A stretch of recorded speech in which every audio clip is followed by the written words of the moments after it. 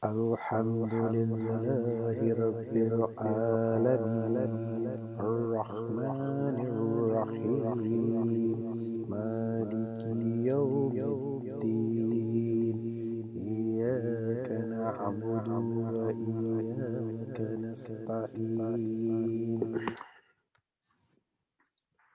Okay, assalamu alaikum everyone. I hope everyone is good. So far we have Ayan, Rida, Jannat, mashallah in. So we're gonna get started and let's refresh where we are and what we are reading. So we are reading Surah Al-Baqarah and we finished the last session, last class we had. We read till ayat number 82. Yeah, ayat 82 was the last ayat we read. And just to refresh what's going on in the previous ayats here. So Allah Ta'ala is addressing to Bani Israel. Allah Ta'ala is addressing to them and reminding them that, you know, how these people were disobeying Allah Ta'ala, even though, even after Allah Ta'ala gave them so many bounties in this world. Allah Ta'ala was very merciful to them. And Allah Ta'ala gave them a priority on other nations to them. Allah sent them more than 100,000 prophets, but they denied, and most of them did never become really good Muslims. So previous ayats, Allah Ta'ala is talking about them, and Allah Ta'ala said that, you know, they thought that they will never go to hellfire because they are close to Allah Ta'ala.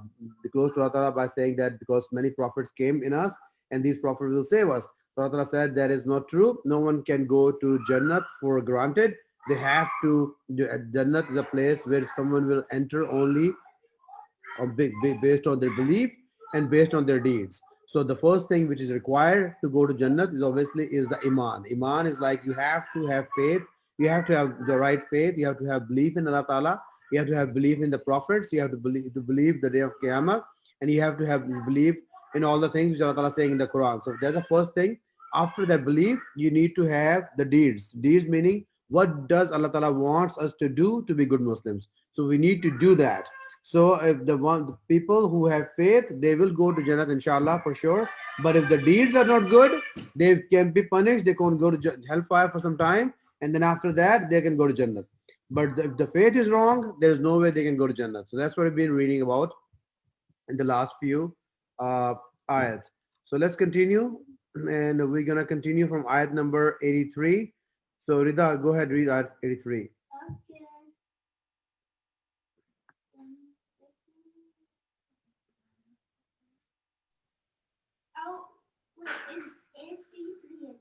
Yes.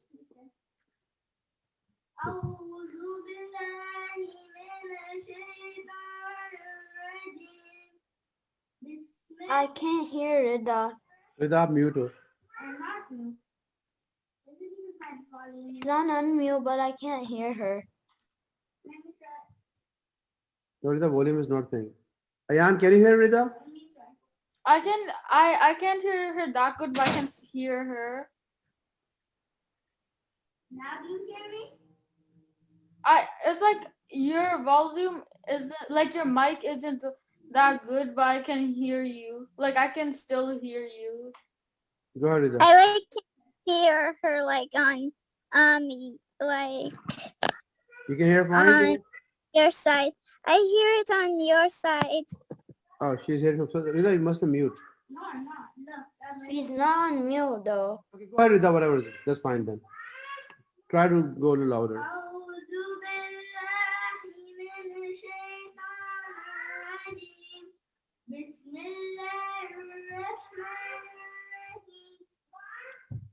وإذ أخذنا ميثاق بني إسرائيل لا تعبدون إلا الله وبالوالدين إحسانا وذي القربى واليتامى والمساكين وقولوا للناس حسنا وأقيموا الصلوات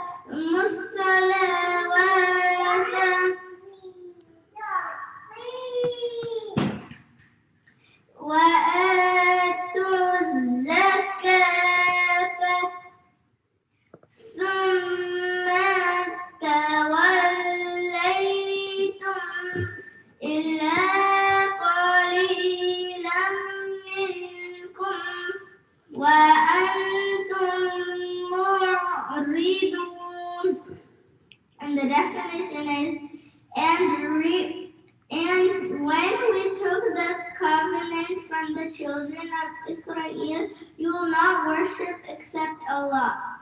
And with the parents, be good, and with relatives and the orphans, and the needy, and speak to the people good, and establish the prayer. And give the zakat, then you turned away, except a few of you, and you were refusing. Okay, good. So very important ayat. So let me read again. أعوذ بالله من الشيطان الرجيم. بسم الله الرحمن الرحيم. وإذ أخذنا ميثاق بني إسرائيل لا تعبدون إلا الله وبالوالدين إحسانا وذي القربى واليتامى والمساكين وقولوا للناس حسنا وأقيموا الصلاة وآتوا الزكاة ثم توليتم إلا قليلا منكم وأنتم معرضون. So Allah Ta'ala says, and when we took the covenant from the children of Israel, you will not worship except Allah, and with the parents be good, and with relatives and the orphans and the needy, and speak to the people good, and establish the prayer and give the zakat. Then you turn away except a few of you, and you were refusing. So we have been reading in the previous many ayahs that Allah Ta'ala said that Bani Israel was given some covenants to do. Bani Israel was given some covenants and they refused. They refused, and Allah Ta'ala has been talking about those covenants quite a few times. In this ayat, Allah Ta'ala is telling about those covenants, what those covenants were. So remember, covenants are something which Allah Ta'ala asking us to do, right? So Allah Ta'ala is taking a covenant, is like Allah Ta'ala taking a promise from us that He will do this. When you say you are Muslim, when we say we are Muslim, so we're taking a covenant, meaning we're making a contract with Allah Ta'ala that we're gonna follow the guidelines which Allah Ta'ala wants us to do those things. So Allah Ta'ala is saying that remember when I took, so in this ayah Allah Ta'ala is saying, remember when I took covenant from the children of Israel, meaning from Bani Israel, from those people, that you will not worship except Allah. So the biggest requirement of being a Muslim. So this covenant was for them, but it's also for us as well. So the Islam is also talking about these same things. So we need to understand what Allah Ta'ala asked them and what Allah Ta'ala is asking us. So basically, what Allah Ta'ala have asked us during all this time is same. To be a Muslim, it was same thing for them to do, and the same thing for us to do as well. So this Quran is full of these things, what is covered in this ayat. Many of these things are repeated again and again, but this ayat is pretty much a translation of everything which Allah Ta'ala wants from us. So the very first thing Allah Ta'ala wants us to do, Allah says, do not worship anyone except Allah. So that's the biggest thing. So when you say La ilaha illallah, it means that there is no one else except Allah who is worthy of worship. That we cannot worship anyone else. Only Allah is the one who is worthy of worship. So we need to worship Him, meaning we need to believe in Him. We need to believe that He is our Rabb, He is our God, He is our Creator, and He is who we have to return. So that the very first thing Allah is saying that you do not worship anyone else except Allah. So you have to do that, you have to believe that, and you have to act on it. And then right away Allah says, وَبِالْوَالِدَيْنِ إِحْسَانًا, meaning, and with the parents you have to be good. You have to be good with your parents. The word Allah Ta'ala is using here is ihsan, ihsana, right? In Urdu also we say ihsan, कि तुमने मुझ पे कोई ihsan किया है. Remember we do that, right? We say that. Huh? No, it doesn't mean easy. Ihsan, if we use that word, we hear that word a lot, कि उसने मुझ पे कोई ihsan किया, did he make? So in English, the meaning is very simple. It says good, or in English you can say favor. But the meaning of this word in Arabic is very vast. So Allah Ta'ala has been using this word a lot, especially with parents. Allah Ta'ala is saying, and with the parents, you have to do ihsan. Ihsan is something you have to do better than good. Right? Whatever you think is good, you have to go beyond that. So whatever you think is good, you have to go beyond that. So meaning, for example, I'll give you an example. Example, if you're working at a place, right? If you're working at a place and your boss wants to be at the place from 9 to 5. So you're there from 9 to 5 and you're working hard. You're working really hard as they want to do it. But even after 5 o'clock, you're sitting there working for 2 or 3 more hours. You're not expecting any compensation for that. You're not expecting any. He's saying there's no reward, there is no overpayment. I won't pay you more, but you spending more time trying to get the work done. So that spending more time going beyond your responsibility is ihsan. So whatever responsibility we have from the parents, Allah Ta'ala is ordering us to do beyond that. What does beyond? Beyond means more than that. Okay. So Allah Ta'ala says with the parents we have to do ihsan. So there is a covenant of Allah Ta'ala. If we don't do that, we are gunagar, we are criminals. We can be punished for that. So it's not enough that if a parent says, hey, do this, you do this, and you walk away. You do that, but you should be available to do more. Allah Ta'ala is ordering us to do this thing. So this is something not a choice. This is something which is a requirement for us to be good Muslim. So you shouldn't ignore your parents or anyone. Huh? So you shouldn't ignore your parents or anyone. Right. So if anyone else is coming forward, but right now Allah Ta'ala is talking about parents. Allah said with the parents, the very first thing Allah said, the covenant with them was, and the covenant is the same covenant for us as well as Quran. Allah said the very first thing Allah Ta'ala asked them, do not worship anyone else except Allah. So you have to believe Allah is the creator. You have to believe Allah is the one who is doing everything. You have to have faith in that, and you have to have firm belief in that. And then second thing, Allah Ta'ala says right away, وَبِالْ وَالِدَيْنِ إِحْسَانًا, that with the parents, you have to do ihsan. You understand what ihsan is, right? So ihsan is, if a parent calls you up and says, hey Rida, I want you to do this, you cannot say why. You cannot say why. It's because that is like not even doing the very first thing which is being good. How can you do ihsan? Ihsan is beyond good. You can say why or no if the parents asking you to do something which is against the will of Allah Ta'ala. Only then. Otherwise, no. Otherwise, you have to obey them. Obey is the very basic thing. Being good with them, obeying them is a starting point. But word ihsan means you have to go beyond that. So You have to go beyond that. So what if a Muslim dad and a Muslim children and a Muslim dad said do something not Islam and can they say why then? Yes, if they say if the parents say us, do something which is against Islam, yes, then we can say no, we cannot, and why should we do it? But if they ask you, hey, bring me a glass of water, there's nothing wrong with that. You need to go and get it done. Because that's obeying them, that's listening to them. Understand? So Allah Ta'ala say, another emphasizing this word right away. Ihsana. Ihsana. It's gonna come in Quran many times. With the parents, Allah Ta'ala is using the word ihsan all the time. That you have to go beyond what you think is good.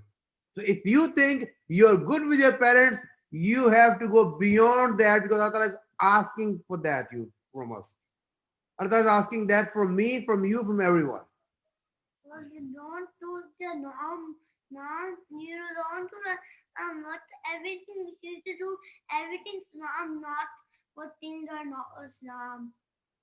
So let's not go there. Yes, if anything goes against Islam, you can say that. But all our parents are Muslims, alhamdulillah, and they will never ask us to do something against Islam. What are they going to ask us? They're going to ask us, hey, don't waste your time on the games. They're going to ask you, don't spend your time wisely. So these are things they ask us, right? So the issue comes when the parents are non-Muslim. Then we can say we cannot do it because you're asking us something which is non-religious. But our parents are Muslims. So that really doesn't apply to us. Akbar, your question. Okay. So the thing here we need to understand is Allah Ta'ala saying, "Bil walidaini ihsana," that you have to be more than good with your parents. Okay. Now let's continue. And then it says, وَذِي الْقُرْبَى وَالْيَتَامَى, and with relatives and the orphans. So, and then ihsan is with the parents and also with the relatives and the orphans. Who are relatives? Who's relative? Someone who lives with you. No, it's not. That's not the definition of relative. Ayan, who's relative?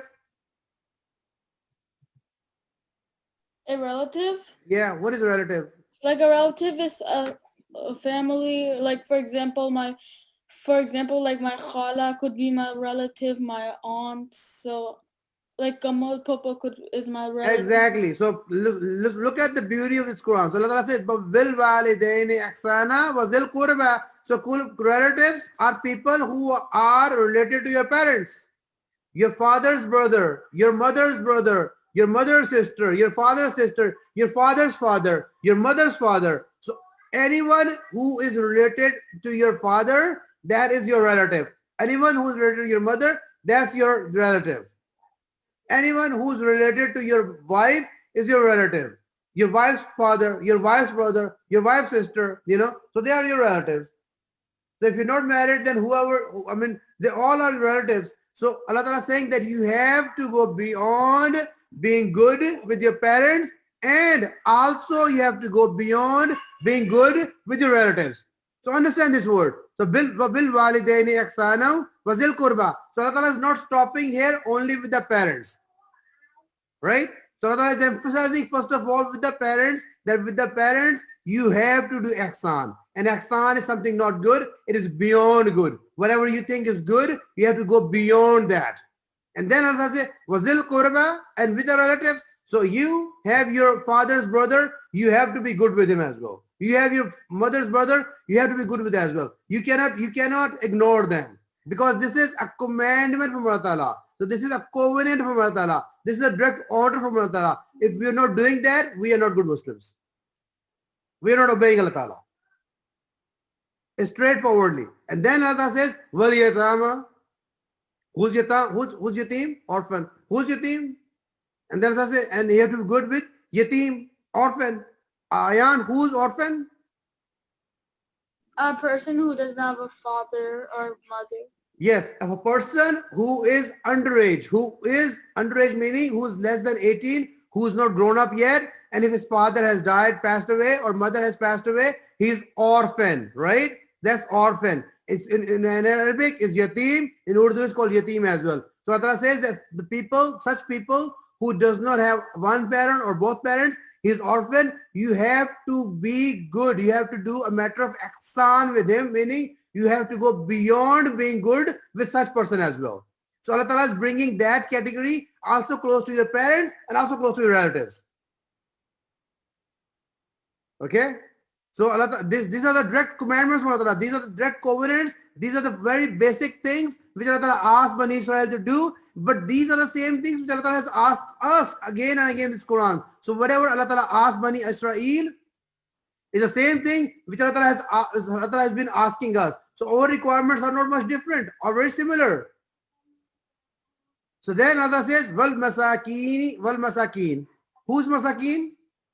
And the definition is the needy, the one who's poor, right? So Allah says, the one who's poor, if Allah Ta'ala has given you wealth, you have to be good with the needy. If a needy comes to you, you cannot say, I don't want to help you. This is a direct order from Allah Ta'ala. If we're doing anything good to a needy, it's not that we're doing a favor to him. There's something required from us. Akbar, sit down. It's a requirement. To help poor, to help needy, that's a requirement in Islam. There was a requirement for Bani Israel, people from before us, and there's a requirement to us as well. These are the basic covenants to be a good Muslim. Allah says, if you say you are a Muslim, you have to follow these covenants. There's no choice. Then continue. Then Allah says, وَقُولُوا لِلنَّاسِ husna. What is that? And speak to the people good. What does it mean? To speak to people good. Meaning you have to speak nice. You cannot be mean to people. You cannot be mean regardless of the situation. You cannot say, hey, you deserve this. That's why I'm giving you this attitude. You cannot give attitude.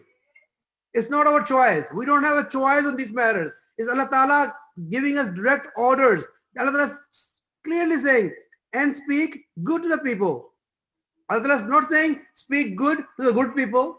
Allah Ta'ala is not saying speak bad to the bad people. Allah Ta'ala is saying in general, speak good to the people, meaning all the people. If the person is being mean to you, it does not give you a right to be mean back to him. Being a good Muslim. We don't have a choice there. We have to follow the covenants of Allah Ta'ala.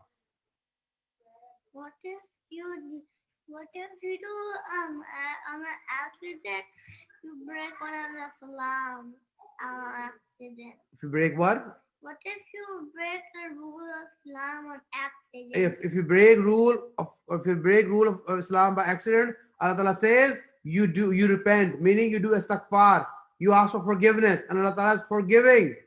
We read that Allah Ta'ala is the most forgiving. So Allah Ta'ala forgive us. When we ask for forgiveness, we ask Allah Ta'ala, oh Allah Ta'ala forgive us, and in our heart we make a firm decision that we are not going to do it again. We commit to ourselves that we're not going to do this again, and we ask Allah Ta'ala for forgiveness. And if we have done bad with someone, if we have been mean to someone, we need to apologize to that person as well.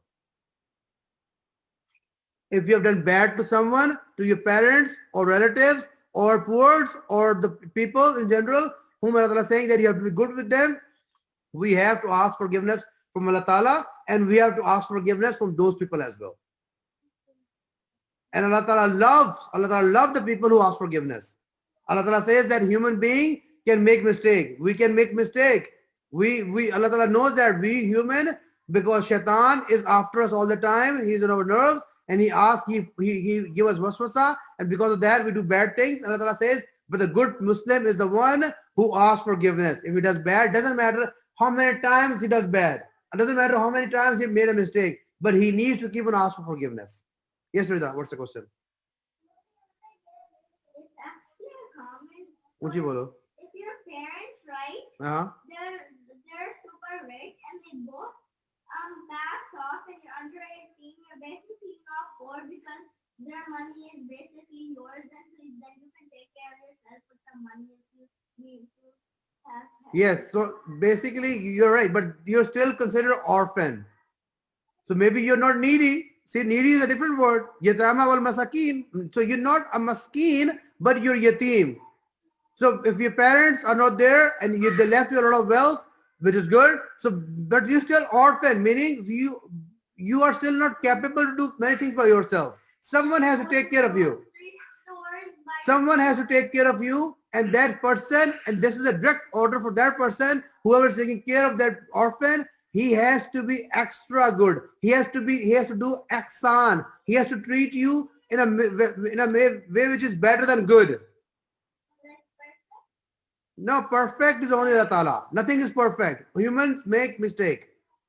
When we say perfect, only Allah Ta'ala is perfect. No human being can be perfect, but we have to strive to be good.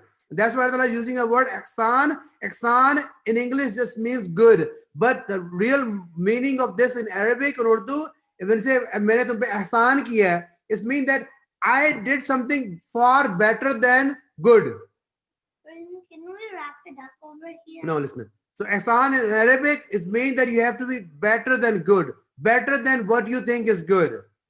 So to obey your parents is just obeying, is being good, is being good. But Allah Ta'ala is asking more than that. Allah Ta'ala is saying ihsan, that you have to do ihsan with them. You have to go beyond which you think is good. Okay? So you have to strive for best. So let's continue. And then Allah says, وَقُولُوا لِلنَّاسِ حُسَنًا, and with the people speak good. Meaning with the people, you have to be nice. You cannot be mean to people. You cannot give them attitude. Doesn't matter if the person comes to you and he's rude, or if you don't like him, Allah Ta'ala is not giving us the permission to give him attitude. Allah Ta'ala is not giving us the permission to be mean. We have to be good. Our character has to be good. Character, not correct. So we have to have the right attitude towards all the people. That is a must. And then Even Mhm. Even if they're mean to you, you still have to be nice to them because then they'll be nice back to you. Right. So with time, obviously, if they're mean to you, you have to stay nice with them. But inshallah, that time will come. If you continue to be nice, he will think that this person is nice to me. Why I'm being mad, giving attitude? So they will change their attitude. Allah Ta'ala says that such attitude can change hearts because Allah Ta'ala is the one who controls the hearts. When you're doing such nice things, Allah Ta'ala help. Allah Ta'ala help. Allah Ta'ala can change the heart of that person. Okay. So Uncle Amir. Ji, Assalamu alaikum, Jir bhai. So Uncle Amir, ihsan and good, like doing ihsan and being very good is like ice cream with sprinkles on top of it, right? Yes, it's more than ice cream. Yes, Okay, I got it. yes, like good. It's a good example. It's like if you're asking for ice cream, you get an ice cream, but then the parents give you sprinkles on top of that. That's even better, right? That's even better than what you're expecting. Okay, let's continue. And then Allah says, "Wa aqimus salah." What is that? And establish the prayer. The prayer, namaz. So that's the basic requirement of Islam as well. What is it also called namaz prayer? Rida, hold on. So the waqimus salah. So even to the people of Bani Israel, there was namaz. We don't know what kind of namaz it was. We don't know how many times they're praying. But for us, there's a prayer for 5 times. So basic covenants are same, which was for them and for us as well. So Allah says, to them also Allah said, wa aqimus salah wa atuz zakah, and give the zakah. Give the zakat. What is zakat? Ayan, what is zakat? Ayan. Charity. Huh? Charity. Charity. No. Yes, Rida. It's kind of charity, yeah. Zakat is like, so if you see any poor people, right? Hmm. So you see them, you have to give money to them. Okay, so charity is vast, so it can come in charity as well. But zakat is zakat is a compulsory payment, compulsory amount of money which we need to give to poor, depending on how much we earn. If I have $100 with me, I have to give a zakat of 2.5%. So that is mandatory on me. So whatever I give beyond that, that's charity. So whatever I give beyond that, that's sadaqah. So zakat, Allah says there's no excuse for that. So you have to give. We are asked to do same thing, that we have to read namaz and give zakat, and they were also asked the same thing, that whatever you earn, a portion of that, a portion which we don't know what was portion for them, but we know what portion. So portion of them was mandatory for them to give to the needy. Okay, and then Allah says, "Summa tawallaytum illa qalilan minkum wa antum ma'ridun." Then you turned away, except a few of you, and you were refusing. What does it mean? When these people heard, these people found out Allah Ta'ala wants all these things, many of them turned away, meaning they said, "Oh, this is too hard. We cannot do it. This is too hard. We cannot do it. We cannot be ultra nice with the relatives. We cannot be ultra nice with the poor. We cannot be ultra nice to our parents because our parents give us a headache. Well, we cannot always listen to them, right? It's always a matter.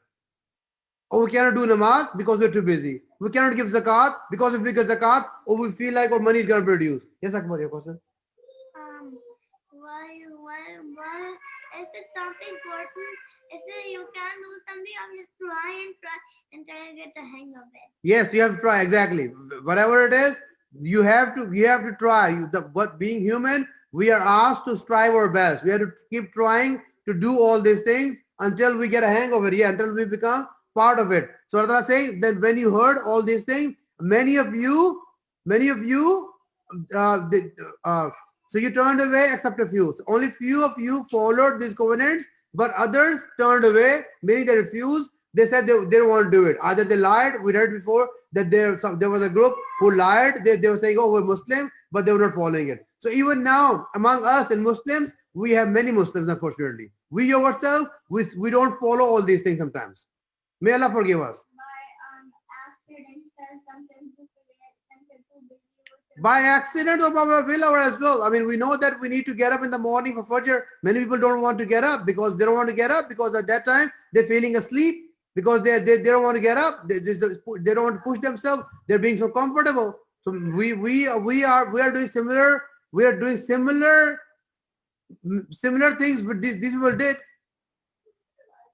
Yes, Rida. Is this how you always go to study time in the morning? Is it that you put a alarm clock like on your phone so you can wake up? Because I know you sleep late. Yeah, so you obviously you have to do whatever you need to do to get up because these things are not an option for us. These are requirements from Allah Ta'ala that we have to do namaz, we have to give zakat, and Allah Ta'ala said that many of them they turned away and they refused. So they turned away and they refused, meaning they said it's too hard for us, we cannot follow it. So Allah Ta'ala, in this is the very first ayat, and Allah Ta'ala is telling what were those covenants. Because before this, Allah Ta'ala was just saying that these people, when the covenants were being given, they refused, they didn't follow. But right now, in this ayat, the very first ayat in Quran, in which Allah Ta'ala is telling clearly what were those covenants, and we just found out these covenants are the same covenants which Allah Ta'ala has given us to Muslims as well to do. Okay, let's continue, inshallah. So next ayat, is Sarah there? Yeah, I'm here. Sarah, better read next ayat, which is going to be ayat number 84. Okay. أعوذ بالله من الشيطان الرجيم بسم الله الرحمن الرحيم وإذ أخذنا ميثاقكم لا تسفكون دماءكم ولا تخرجون أنفسكم من دياركم ثم أقررتم وأنتم تشهدون. And the definition is, and when we took your covenant, do not shed your, i.e. each other's blood, or evict yourselves one another from your homes. Then you ratified while you were witnessing. Good. وَإِذْ أَخَذْنَا مِيثَاقَكُمْ لَا تَسْفِكُونَ دِمَاءَكُمْ وَلَا تُخْرِجُونَ أَنفُسَكُمْ مِنْ دِيَارِكُمْ ثُمَّ أَقْرَرْتُمْ وَأَنْتُمْ تَشْهَدُونَ. So that says, and when we took your covenant, you will not shed your blood and will not evict yourself from your homes. Then you ratified while you were witnessing. So what is Allah saying here? Allah is saying that, remember, I also take a covenant from you. So this was also part of the covenant which came to them, that you are not going to shed your blood. Your blood. I mean, no one wants to shed his own blood. But the beauty of Quran, Allah is saying that don't shed your blood, meaning if you are killing someone else, if you're shedding someone else's blood, it eventually is going to mean you are shedding your blood. So if you're going to go kill someone, if the murder is going to be, if the murdering is going to happen so often, you're going to be getting murder as well. So Allah is saying that if you start doing this thing, if you start killing people, eventually you will get killed similar way because it's going to come back to you. Huh? Can we wrap But it up one more over ayat, hold here? on. So Allah is saying that, remember when I told you, do not shed your blood, meaning don't go beyond, don't start killing people. Once that start happening, you know, then everyone's gonna start killing and they will kill you as well. You're gonna get killed yourself too. So Allah Ta'ala is saying that don't start killing people and will not evict yourself from the homes. And don't evict yourself from the homes, meaning, remember in the previous, before we read that when these people, they were asked that you can go and conquer the city, and when they conquer the city, the very first thing you go, say you ask for astaghfirullah, and don't show pride. Don't show pride and be nice to the people. When you conquer the city, do not evict them from their homes. So so do not evict from the home. So that's the rule of saying that with the general people, if you are going to conquer the city, if you are going to conquer the city, you have no right to evict the people from their homes. So Allah is giving us here a rule of the a rule of the war. So when Muslims are going to a war, when these Bani Israel, when they were going to a war, they were going to conquer that city, which Allah said, go and start living there, because there you will find everything which you need. And when you go there, you are not supposed to shed blood. Do not kill people there for no reason, and do not evict them from their homes, because if you do that, it's going to come back to you. And then Allah said, then you ratified while your witnesses, meaning then you agreed on this. You agreed on these covenants, you ratified, you said we will not do it, and you were also witnessing, meaning there were other people, they knew that you were agreeing to it, but you denied it. Okay? Jannat, you have a question?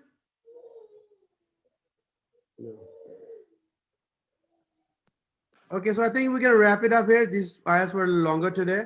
So inshallah, tomorrow we're going to continue from next ayat, a little longer. So I want to take time on the next ayat as well. So with this, we can wrap up. Anyone have any question? Or we can... Okay, so if no one have a question, we're going to end up here and we make a dua. Make a dua that Allah Ta'ala help us understand the Quran, help us read more Quran, and help us follow Quran, and help us become good Muslims. Help us understand what we read, and Allah Ta'ala give us ajr for this. Allah Ta'ala may accept our gathering, and Allah Ta'ala give reward to our parents, to everyone. So with this, we say Ameen, and inshallah, I'll see everyone tomorrow. Assalamu alaikum, everyone. Allah Hafiz. Allah Hafiz, everyone. Assalamu alaikum.